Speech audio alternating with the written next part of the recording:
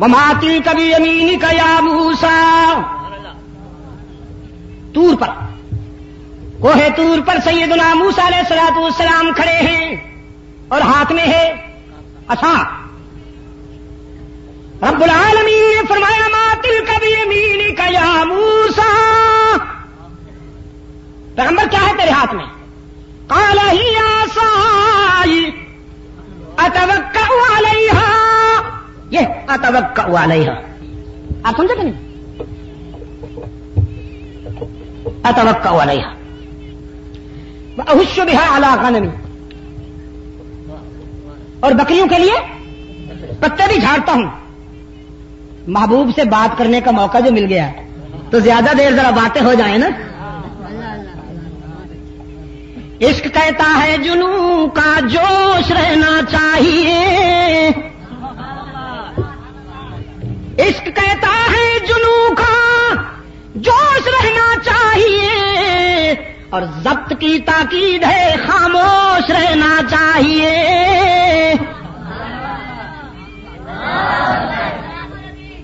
قصہ موسیٰ سبق ہے عشق والوں کے لیے، کس طرح عشاق کو خاموش رہنا چاہیے. عرض کیا اتوکأ علیہا اتوکأ علیہا واہش بہا علی غنمی ولی فیہا مآرب اخری. رب العالمین نے فرمایا القہا یا موسیٰ. بس ٹھیک ہے، بہت کچھ فرما لیا آپ نے، ہم نے جو پوچھا بس وہ بتائیے. ما تلک بیمینک یا موسیٰ قال ہی عصائی، اے میرے رب یہ میری لکڑی ہے. فرمایا القیہا، اب اسے پھینکیے نا. فالقاہا، پھینک دیا موسیٰ نے. فاذا ہی حیۃ تسعی، وہ صرف سانپ نہیں بنی، صرف سانپ نہیں بنی بلکہ سر اٹھا کر شو اتنا بڑا اژدہا بن کر کھڑا ہو گیا. اور یوں کلیم اللہ پیچھے ہٹے. موزی جو ہوا ذرا پیچھے ہٹتے گئے. رب العالمین نے فرمایا اقبل اقبل، جاتے کہاں ہو میرے کلیم، ذرا واپس آؤ نا. الہ العالمین سانپ ہے، موزی ہے نا، اس لیے ذرا دور ہو رہا ہوں اسے. دیکھو نا جی، نفع پہنچانا اللہ کے پاس ہے، نقصان سے بچانا بھی اللہ کے قبضے میں ہے، لیکن بتقاضا بشریت حکم ہے کہ اگر موزی نظر آ جائے تو ذرا بچ کے گزرنا چاہیے. حق تعالیٰ نے فرمایا اقبل، جاتے کہاں ہو قریب آنا. اچھا اللہ میاں آ گیا ہوں، اب کیا کروں؟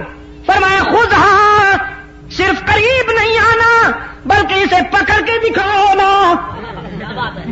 یعنی یکل شد دو شد، الہ العالمین اسے پکڑ لوں.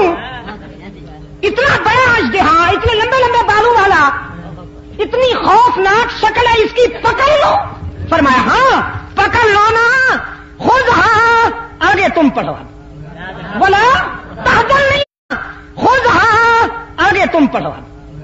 بولا تحزن نہیں کہا. پھر کہتا جاؤں ہدایت اس کے پاس ہے، سمجھ میں اسی کی آئے گی جس کا سینہ وہ کھول دے. یہ عبد المجید کے پاس نہیں ہے یہ اختیار، یہ اسی کے پاس ہے. سمجھ میں اسی کی آئے گی جس کا سینہ وہ کھول دے. یہ اس کا انتخاب ہے، جسے چاہے پسند کر لے. رب العالمین نے فرمایا خذھا ولا تخف، میرے پیغمبر اسے پکڑ لیجئے اور ڈریے نہیں. یہ آپ کے لیے نہیں بنایا گیا، یہ تو آپ کے دشمنوں کے لیے بنایا گیا ہے. یہ ذرا ریہرسل ہو رہی ہے، یہ مشق ہو رہی ہے، ہم تجھے دکھا رہے ہیں. وقت آنے پر جب تیرا حریف اپنے جادو کے مظاہرے میں سانپ لائے گا تو تیری لکڑی سب سے بڑا سانپ بن کر انہیں ٹھکانے لگائے گی. جہاں تک تیرا تعلق ہے خودھا ولا تخف سنعیدها سیرتها الاولی. تو جب پکڑے گا تو ہم تیرے ہاتھ میں تیری لکڑی ہی دیں گے, سانپ نہیں ہوگا پھر. اب یہاں اپنی ذات کی بات تھی تو قرآن نے کون سا صیغہ استعمال, کون سا لفظ استعمال کیا؟ لا تخف. اب ادھر چلتے ہیں نا جی, اسی سلسلے میں چلتے ہیں. اوحینا الی ام موسیٰ ان ارضعی. فرعون کا خنجر بنی اسرائیل کے بچوں کا گلا کاٹتا پھرتا ہے, اور ادھر سیدنا موسیٰ پیدا ہو گئے اس کے پروگرام کے مطابق. ام موسیٰ اپنا لخت جگر لے کے بیٹھی ہے گود میں. رب العالمین نے فرمایا ہم نے ام موسیٰ کی طرف بات پہنچائی, گھبرانا نہیں, بچے کو دودھ پلاؤ. اوحینا الی ام موسیٰ ان ارضعی. اگرچہ فرعون کا خنجر اس قبیلے کے بچوں کے سر کاٹتا پھرتا ہے, لیکن یہ سر کٹنے کے لیے نہیں آیا, یہ تو ظلم و جبر کے نشان مٹانے کے لیے آیا ہے. اور جب خطرے کا وقت آئے فالقیہ فی الیم فاذا خفت علیہ فالقیہ فی الیم. جب خطرے کا وقت آئے تو پھر اس بچے کو دریا کی موجوں کے سپرد کر دینا. سبحان اللہ. یعنی خوب رہی, فرعون کے خنجر سے بچانے کے لیے دریا میں پھینک دوں. دریا کوئی ماں کی گود ہے؟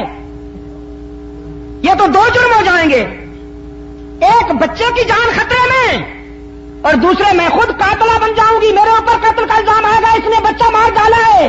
یہ کیسی ماں ہے؟ میں قتل کے الزام میں دھر لی جاؤں گی اور بچہ بھی ضائع کر بیٹھوں گی. فرمایا ولا تخافی ولا تحزنی فاذا خفت علیہ فالقیہ فی الیم ولا تخافی ولا تحزنی. نہ تو اپنا خوف کر, نہ اپنی ذات کے متعلق ڈر, اور نہ بیٹے کا غم کر. انا رادوہ الیک وجاعلوہ من المرسلین. ہم اسے لوٹائیں گے تیرے پاس, اور پھر اس کے سر پہ رسالت کا تاج بھی سجائیں گے. الی آخرہما. یہ ماں بیٹے کی بات بڑی دور تک جاتی ہے. میرا ٹارگٹ یہی تھا, جہاں ذات کا ڈر تھا وہاں لا تخافی, جہاں بیٹے کا غم تھا ولا تحزنی. اور غار ثور کی کہانی جو قرآن نے بیان کی ہے,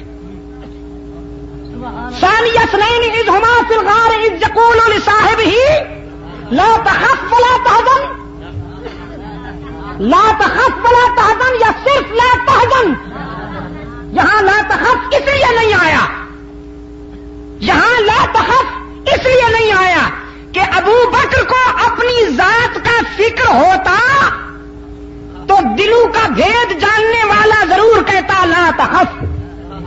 اپنی ذات کے بارے میں بھی نہ ڈر اور اپنے محبوب کا بھی غم نہ کر. ابو بکر کو جب اپنی ذات کا ڈر یا فکر تھا نہیں تو قرآن لا تخف کہتا کیوں؟ جو فکر تھا وہی بات ہوئی. ابو بکر کو اگر کوئی غم تھا تو یہ کہ اس مرحلے پر کہیں محبوب مجھ سے جدا نہ ہو جائے. ایک طرف سے سانپ کا خطرہ ہے اور اوپر دشمن پہنچا ہوا ہے پوری لابی لے کر. دشمن کی لابی غار کے دہانے پہ کھڑی ہے اور ادھر سانپ ہے, سانپ ہے. ابو بکر کو یہ غم لاحق ہوا کہ اس مرحلے پر اللہ نے جو مجھے اپنی امانت سونپی ہے کہیں وہ مجھ سے جدا نہ ہو جائے. اب الزامی سوال کرتا ہوں اپنے ان مہربانوں سے, برادران یوسف سے, جن کے عقیدے میں یہ بات ہے کہ ابو بکر چیخ رہا تھا, ڈر کی وجہ سے رو رہا تھا. اب ان سے میں پوچھتا ہوں اگر ابو بکر رو رہا تھا تو ابو جہل اپنی کمپنی سمیت غار کے کنارے پہ کھڑا ہوا تھا. وہ تلاش کرنے آیا تھا نبی کو اور صدیق کو. پہلے وہ صدیق کے گھر گیا. جب اس نے خانوادہ نبوت میں پیغمبر کو نہ پایا تو صدیق کے گھر پہنچا. دستک ہوئی تو ابو بکر کی بیٹی حضرت اسماء باہر آئی. ابو جہل نے اسماء سے پوچھا اینا ابو کی، یہ نہیں پوچھا اینا محمد، محمد کہاں ہے؟ سیاسی سوال کیا نا اس نے، تیرا باپ کہاں گیا؟ اس کا مطلب یہ تھا کہ اپنے باپ کا پتہ بتا دے تو جہاں صداقت ہوگی نبوت وہیں ہوگی. صدیق کا پتہ چل جائے تو نبی کو ڈھونڈنا مشکل نہیں ہوگا کہ نبوت و صداقت لازم و ملزوم ہے، انہیں کوئی جدا نہیں کر سکتا. اس نے پوچھا اینا ابو کی، تیرا باپ کہاں ہے؟ اسماء کے رگوں میں بھی تو ابو بکر کا خون دوڑتا تھا نا. فرمانے لگی تو میرے باپ کا کیوں پتہ پوچھتا ہے؟ تجھے کیا ضرورت پڑی ہے کہ تو میرے باپ کا پتہ پوچھتا ہے؟ لیکن بچی کا لہجہ اتنا دو ٹوک تھا کہ ابو جہل مایوس ہو گیا. وہ سمجھ گیا کہ اس نے میرے اندر کی بات جان لی ہے. کہنے لگا اسماء بتاؤگی کہ نہیں بتاؤگی؟ مارنے کے لیے اس نے تھپڑ اٹھایا. اسماء نے دل کی گہرائیوں سے فیصلہ کر لیا، ایک نہیں قیامت تک اگر محمد کا خدا زندگیاں دیتا جائے تو ہر زندگی رسول کی رازداری پہ قربان کروں گی. رسول کا راز نہیں فاش ہونے دوں گی، پیغمبر کا راز نہیں فاش ہونے دوں گی. ابو جہل کی آنکھوں میں آنکھیں ڈال کے کہا تو تیر آزما ہم جگر آزمائیں، جو کر سکتے ہو کر لو، لیکن ابو بکر کی بیٹی رسول کا راز نہیں فاش ہونے دے گی. اس نے تھپڑ مارا، اسماء کے کانوں سے بالیاں نکل کے دور جا پڑی اور خون جاری ہو گیا. پھر زخمی ہو کے اٹھی، سامنے آ کھڑی ہوئی، اور مارو. اس نے پھر ایک اور تھپڑ مارا. سیدہ اسماء رضی اللہ تعالی عنہا نے فرمایا جسم دو ٹکڑے ہو جائے گا لیکن پیغمبر کا راز فاش نہیں کروں گی. یہاں سے مایوس ہو کر وہ غار کے دہانے پر آ کھڑے ہوئے. اگر ابو بکر رو رہا تھا مہربانوں کے بقول تو پھر ابو جہل کو تو سن لینا چاہیے تھی وہ آواز رونے کی. جو غار کے کنارے پہ کھڑا ہے وہ ابو بکر کے رونے کی آواز نہیں سن سکا تو 1400 سال کے بعد انہوں نے کیسے سن لی؟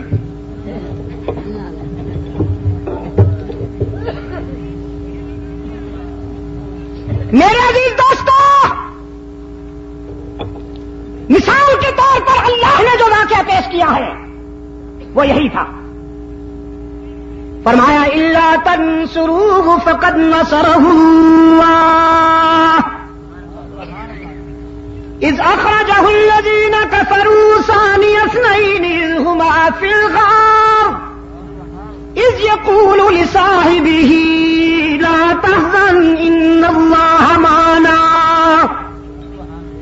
اگر تم میرے نبی کا ساتھ نہ بھی دو تو کوئی فرق نہیں پڑے گا کہ میں اپنے نبی کا حامی اور مددگار ہوں. قرآن کریم نے یہ بھی واضح کر دیا کہ پیغمبر کا ہر قدم پہ مدد کرنے والا کون ہے. اچھا میرے عزیز دوستو، تنہا ابو بکر شخصی جامعیت کے اعتبار سے اللہ کے نزدیک اتنا اہم ہے کہ اس اکیلے کو حق تعالی نے وہ مقام عطا فرمایا کہ پورا لشکر وہ کام نہ کر سکے جو تنہا ابو بکر نے کر دیا. اس لیے علماء اسلام کا یہ تجزیہ ہے کہ پوری امت کے ایمان کے مقابلے میں ابو بکر کے ایمان کا وزن زیادہ ہے. عصر حاضر میں صدیق اکبر کی سیرت و کردار کے حوالے سے ہمارے جو دوست اسلام کے نام پر مسند اقتدار پہ آئے ہیں، اے کاش کہ وہ سیاسی ضرورت کے تحت اسلام کا نام استعمال کرنے کے بجائے اس معیار پہ پورے اتر کے دکھائیں جو اسلامی تعلیمات کے ان شاہکاروں نے پیش کیے. کیا اپنا سب کچھ اللہ کی مخلوق کی فلاح و بہبود کے لیے قربان کر دیا. میں دعوے سے کہتا ہوں، آج ہمارے صوبہ پنجاب کے وزیر اعلی صاحب کا بھی بیان یہی تھا. جی عام آدمی ہے نا جی. میری اس سے جو ملاقاتیں ہوئی میں نے انہیں بہرحال یہی پایا کہ وہ ایک عام آدمیوں کی طرح عام آدمیوں میں سے ہے. اور سچی بات یہ ہے کہ کچھ غنیمت آدمی ہیں. اس نے بھی کہا